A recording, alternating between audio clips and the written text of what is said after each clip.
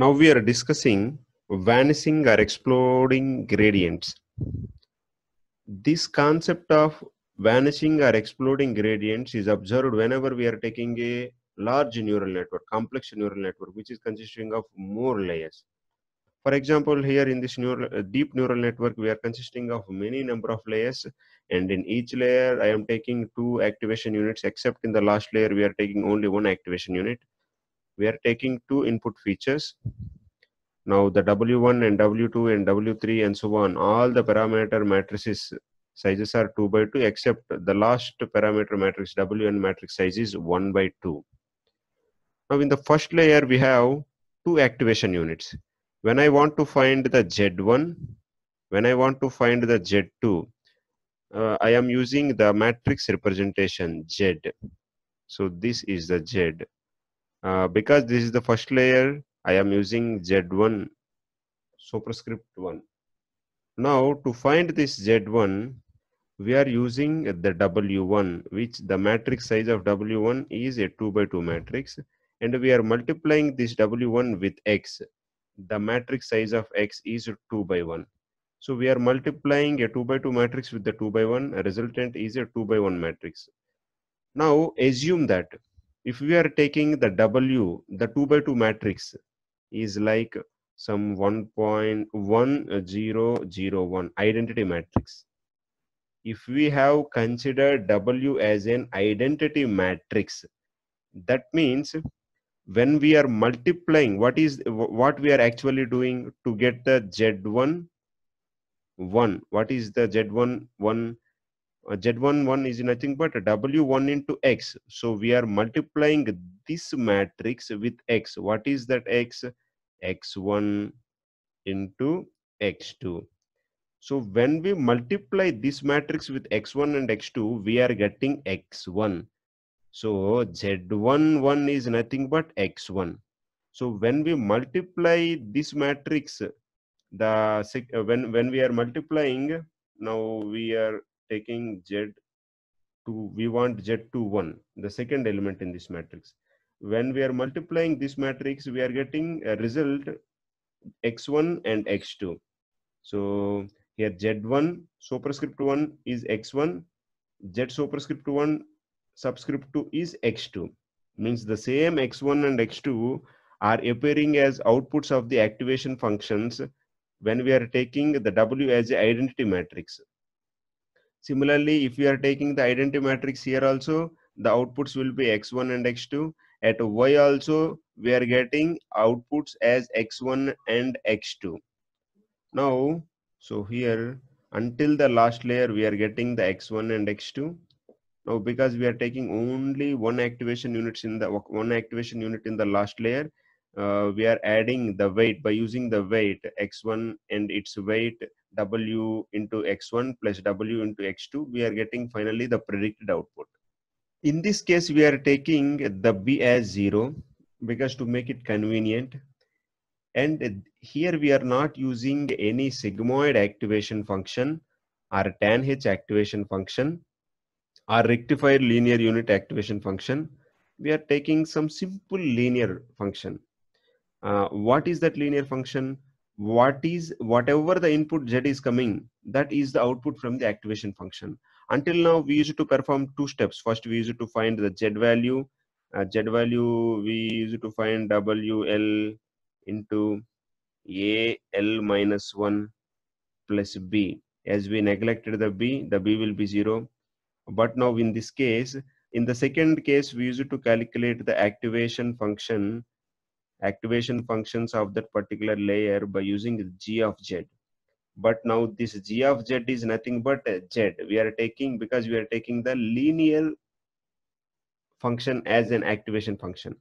Because we are taking the linear function, whatever the X we are giving, that will be the output from this activation layer with which is multiplied with W1. So W1 into X, W1 into X is the output from the first layer. So this is the output from the first layer, and W2 into W1 into X, this is the output from the second layer. And similarly, W superscript 3 into W superscript 2 into W superscript 1 into X. This is the output from the third layer. Similarly, WL into WL minus 1 into WL minus 2 into and so on. This is the output from the final layer.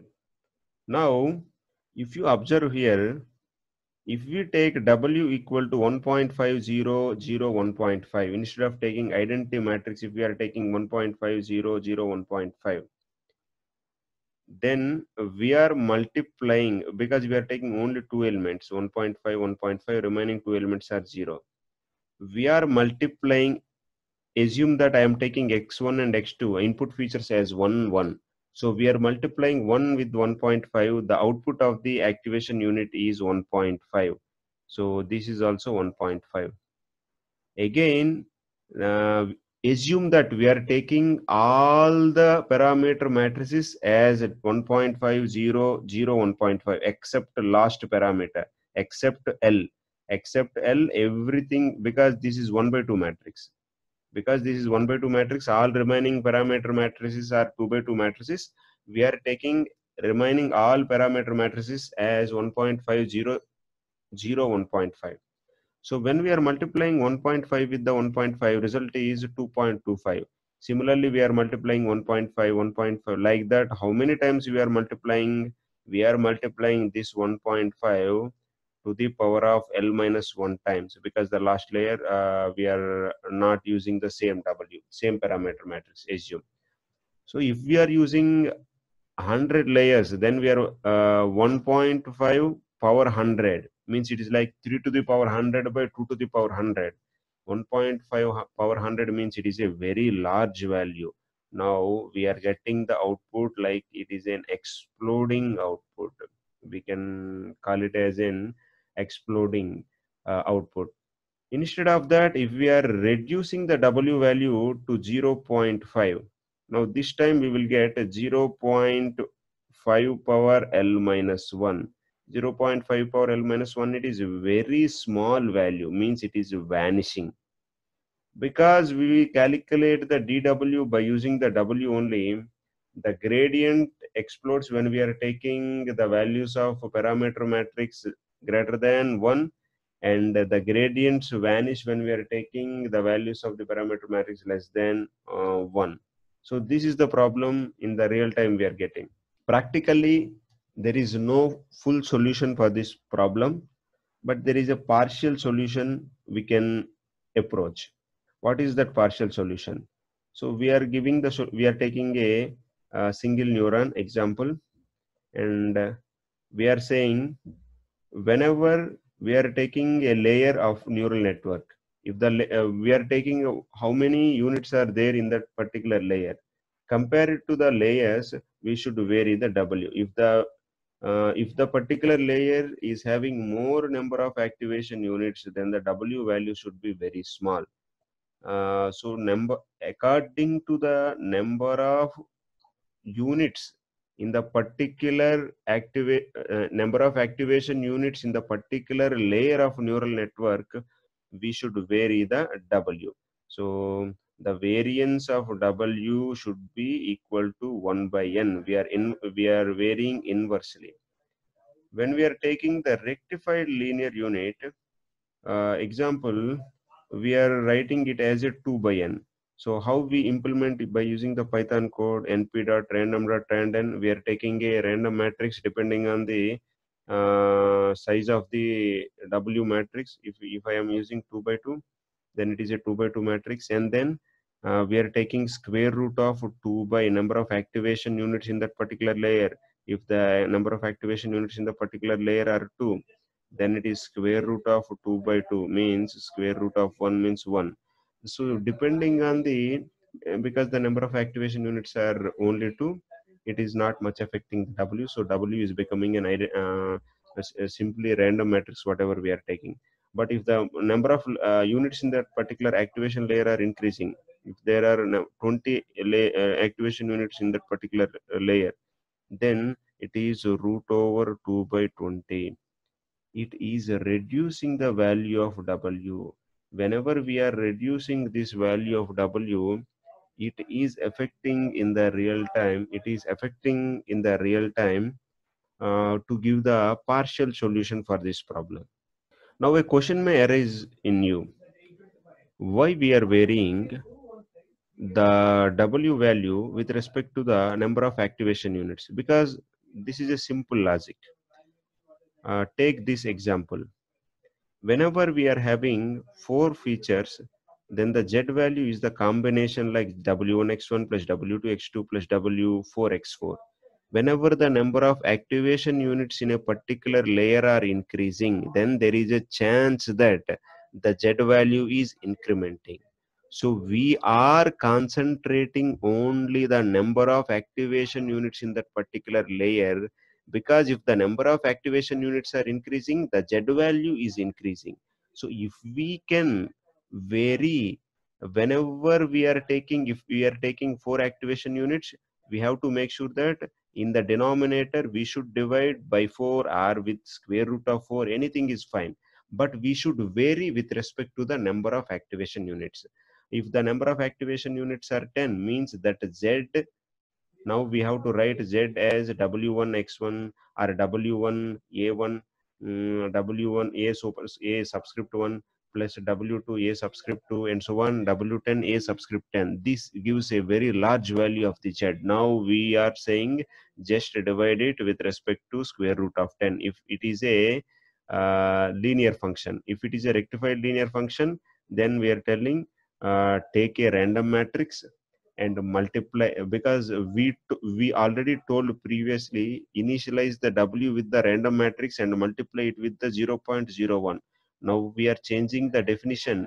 Even we are not telling to multiply with the 0.01 also. Sometimes this 0.01 also may become the larger value, because when we are using a more number of activation units, we are adding actually all these activation units to get the Z of the next layer. So now we are telling, whenever we are using the rectified linear unit, just take the random matrix and then multiply it with the square root of 2 by n power L minus 1. If we are taking tan h as an activation function, then uh, instead of taking square root of 2 by n power L minus 1, we should multiply this random matrix with tan h of square root of 1 by n power L minus 1. Some other programmers also use Zapier, but in generally these two are sufficient to implement. Whenever we observe the problem, this vanishing or exploding the gradients. So as of now, we discussed this vanishing or exploding gradients is occurring only in the large neural networks. So we are giving the solution whenever you are observing more number of activation units in the layer, because all these activation units are deciding the next layer Z value. We are saying with the increment of the number of activation units in that particular layer, decrement the value of the W. That is what we are implementing here.